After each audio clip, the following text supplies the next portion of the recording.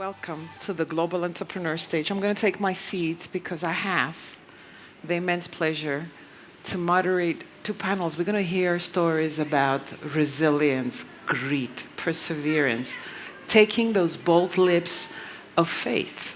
And sometimes that's all you got, just amazing faith to turn ideas into global successes. It's all about the human side of entrepreneurship, or what I choose to call the soul, the things that matter, the risks, the failures, the lessons, and those damn wins. Our first guest tonight, and it's a pleasure, and a bit of revenge, I have to tell you, because he interviewed me before for his amazing podcast. And he's going to tell us what it means to take something from zero to hero.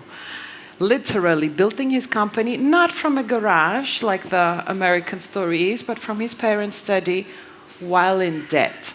And the size of the debt was pretty staggering, so that says something. From those beginnings, he went on to create Reventon, helping more than 10,000 clients build wealth and change their lives. His journey is living proof, and he's not that old. I know that this story makes him sound really old, maybe a bit grayish, but that's what you get with the joys of entrepreneurship. Is it proof that resilience and purpose can turn challenges into triumphs. Please welcome a man who blends business, success with philanthropy, the founder and CEO of Reventon, Christophe, a very Cypriot name, all the way from Australia. I'm gonna come closer. Hello. So this is supposed to be revenge time for me. Let's go. I don't think I'm going to manage, but we can try. To begin with, could you share a little bit about your background and the story of starting Reventon from your parents' study while in depth? But not the story that we can Google and find it, or we can ask ChatGPT, more like what you haven't told the world so far. Well, I'm going to share something today that I don't think I've ever shared about that story, because there's a person here that this pertains to. So I'm a very proud Greek Cypriot. My parents are both from Cyprus. I spent my youth here from 9 to 16, so I'm very, very happy and proud to be back here in Cyprus. So I'll definitely start there. So I think my journey began, I guess, in sales, selling things, when I was 10 years old. I got my first job here on the streets of Cyprus selling scratch tickets. My uncle would give me 32 here on consignment. I'd have to give him money for 30 and 2 as my profit. So I did that for many, many years. And then I was about 19 or 20. And my partner at the time saw an ad in the paper. And it said, sales professionals wanted, 120,000 a year. Do you have a car? Fax machine? Positive attitude, call this number. She cuts it out, gives me the newspaper, because we're talking 26 years ago. She said, call this, it sounds like you. So I called up the number. A lady answers the phone. Her name's Robin. She was the CEO's EA. She goes, how old are you? I said, I'm 19. She goes, you're too young. I said, don't hang up the phone. Don't hang up the phone. Let me come in. Let him meet me face to face, and he can say no to my face. Don't hang up the phone, please. Robin goes, okay, come in. So I had my first interview in real estate. I was 20 years old. One of the questions he asked me was, his name was Trent, what do you think, Chris? And I said, look, I'll be honest with you. I don't know the difference between commercial or residential real estate. But if you give me a chance, I'll be your best guy within 3 months that's ever done this job. He looked at me, goes, okay, you're on.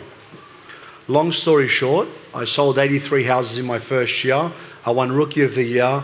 I fell in love with real estate, and I started my journey. Buying my first property when I was 20. My father helped me with an advance wedding present because I was the youngest of 4, and he gave all my siblings a deposit to buy a home. And I said, Dad, I'm never going to get married the way I'm going. Give me the money early. And he goes, what do you want the money for, Chris? I said, I want to buy a car. He said, no, find a piece of real estate and I'll give you the money. So that started my love in real estate. I found that job. I bought my first house, it's a 3-bedroom townhouse for $183,900 using my $30,000 deposit. I sold it 6 years later, and I made 480% profit on my initial $30,000. So I knew that real estate was a good investment. Mm-hmm. I bought 1 property, I bought 2, I bought 3, I bought 8. Eventually I was a national manager at a company. I was about 23, 24 years old. I was making good money. But the company I was working for went into receivership. And the person that interviewed me, my manager, it was his company. So I lost everything. They owed me $748,000. I didn't accept that very well. I was gambling, I was partying, I was doing everything I shouldn't. So the worst part of that story, my son who's sitting at the front, he's 22 now, he got hospitalized for 2.5 weeks. He got bacterial meningitis and almost died. So while all this was happening, I lost my job, my income, my 8 houses. I got to move back into my parents, and I got a debt of 348 grand. So a lot of founders say, I started my company from zero. I said, I wish I had zero when I started my company. I was eating humble pie for breakfast, lunch, and dinner. I had to pull back. And I never ever quit. I always keep going and I keep building. And at one stage, I felt the biggest weight and I was so overwhelmed with the stress, the pressure. But I never wanted to quit because my son, I've got to show him an example. And for one split second, this never comes across my mind, but it did. And I said, this is too hard. I think I'm going to go bankrupt. I'm done. I can't do this anymore. And the person who I said that to, I've known since I was 5 years old, and it was my sister-in-law. She's sitting in the front row. I've never shared this story. And she said to me, you never quit. There's no way you're going to do that. I guarantee you're going to fight through this. You don't quit. And that's all I needed to hear. And I was 99%, I never quit, but I had that thought, and she said it to me in my mum's house, and I said, that's it. I don't care what's going to happen. I'm going to build, build, build. And my goal was to build a fully integrated financial services company that can help Australians create, build and protect their wealth for now and generations to come. I knew real estate was a good investment. I knew you can make money. My problem was I over-leveraged. I borrowed too much money. So when I was 20, I'm almost 46, money was easier to get. You could get low doc loans, which means low documentation or no doc loans. Now it's a lot harder. So I was able to get 8 properties. So I had all this debt, but everything was going good until I lost my income. Now my strategy wasn't bad. If I kept my income, if my properties were rented 52 weeks of the year, if I had the right insurances in place. But when I lost my income, when I almost lost my son, it was very, very hard to accept all these things. But when I look back, it was definitely one of the most defining moments in my career and life, because I always knew that I'm going to build something special. And I look back at Reventon, we celebrated 20 years this year, 21st of March 2005 was when I launched the business. I was 25 years old. Celebrated my 20 years this year with my family. There was a very proud moment. And then people go to me, hey, Chris, well done. Did you ever think you'll get here? And I said, I had no doubt I'll get here. If I'm upset about one thing, it's that it took me so long. I should have got here quicker. I should have done it within 10 years. But obviously an entrepreneurial journey is never like this. It's always like that. Oh, yeah. And there was a lot of roller lessons. coaster. Yeah. I was going to ask you before you got your first job, because you mentioned, some people are going to call it arrogance. I don't think it's arrogance, but what made you say to that person, like, give me the chance, tell me to my face, give me the first chance? Well, I will say one thing. Some people will call it arrogance, and to those people, I don't really care, because I call it confidence. There's a fine line between arrogance and confidence. Yep. And I think if you're confident in a respectful way, and you can back up your results, I always think that's a very good trait to have, and I've always had it as a kid. So Where what was it? Where did it come from, Chris, you think? Just to never quit. It came from a few places, actually. I'll share another thing that I've never shared. When I was a little kid, I used to skateboard. And I skateboarded because my middle brother was a skater, and he was almost a professional, was going to skate for Pal Peralta, because I always wanted to make him proud because I loved him so much. And the second reason, I started kickboxing, and I did that because of my older brother who's sitting at the front row, who's a Commonwealth 2-time Australian champion. And I did that because I wanted to be close to my brother, because I looked up to my brother as a father figure. He's 12 years older. And I always wanted to have a son first, because I wanted my son to look after my other kids like my brother looked after me.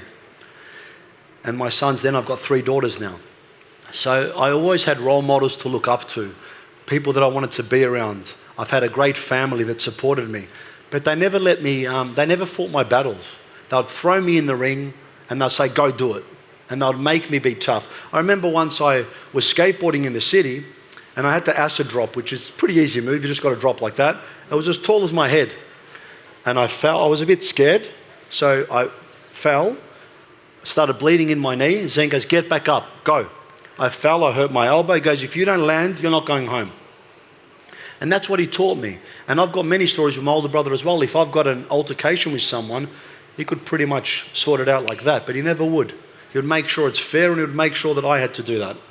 So I had to do the work. I had a good corner, always had a good corner, and I think that shaped a lot of things for me.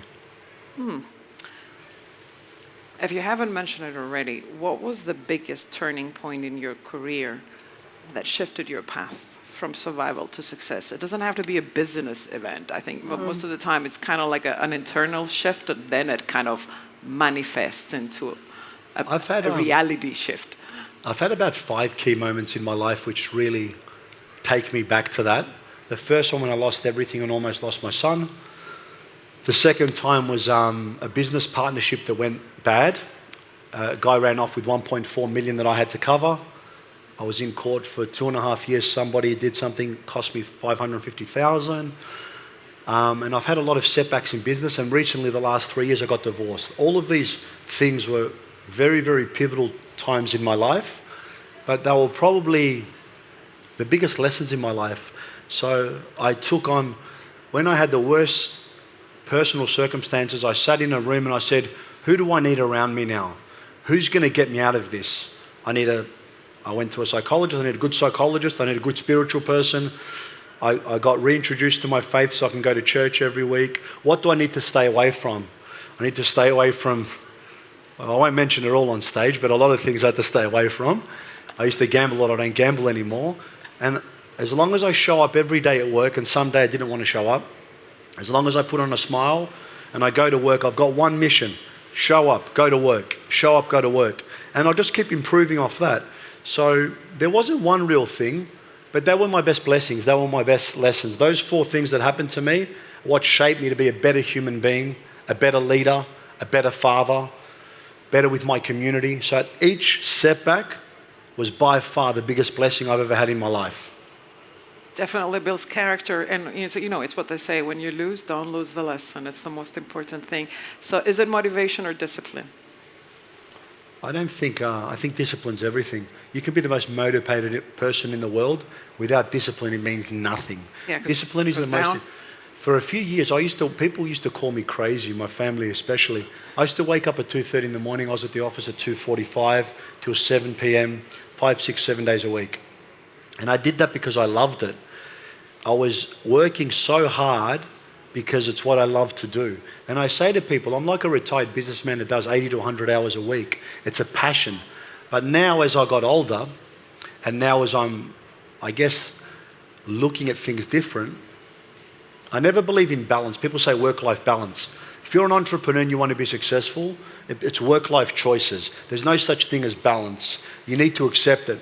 Thank you. So when people used to call me crazy, that's okay, because if you're misunderstood, I think you're pushing the limits. But I was doing what I loved. And I'd say to people, what do you love more than anything? Well, if I asked you that question, what do you love more than anything? Well, you asked me before, if I wasn't doing what I'm doing, what would I be doing? So music. I'm like, I have no idea. So, but you love music. Absolutely. So I do music every day. That's how I feel. That's what I do. Is it also your therapy? Because it's my therapy. No. Now it's slightly different. Therapy. My therapy is learning and evolving. So I love reading, and I never was a good student. I love learning, and I love understanding how I can become more service to my community, to my family, to my team. Because as you evolve, you become a different human being. So people, and I'm one of them, would only focus on the destination.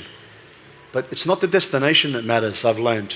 It's not the journey that matters. It's the person you become. And the company. But of course, but the company's a byproduct.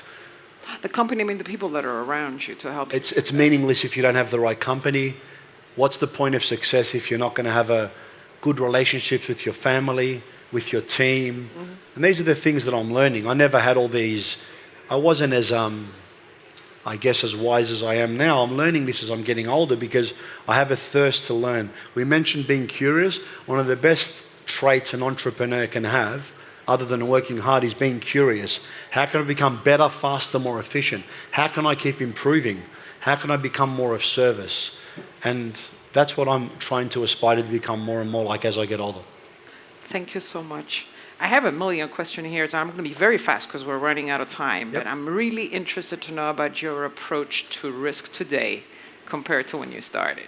I will leave you with probably the most profound thing I say to my clients. People hate risk, so they don't do anything. If you don't do anything, you are employing the riskiest strategy anyone can do in business and in life. Because no strategy, no action means you're going to have zero results. So the people that are risk averse, that don't do nothing, you're actually employing the riskiest strategy you can do in business. So take action, take small steps and focus on progress. Become 1% better every day, every day. So if you talk about strategy, just get started. What's the worst that can happen? I was going to ask you what advice would you give to the younger generation, but you just gave me the best advice for any generation. So thank you so much, Chris. Thank you. Thank you for having me. Not very revengeful, I hope. Next. Yes? Can I go now? Yes, you can go now. Thank you. What do they call it? You're dismissed? It sounds very weird. Well, it sounds like I'm back at school because I used to hear that a lot. Thank you so much. I hope you were inspired as I was. Thank you so much.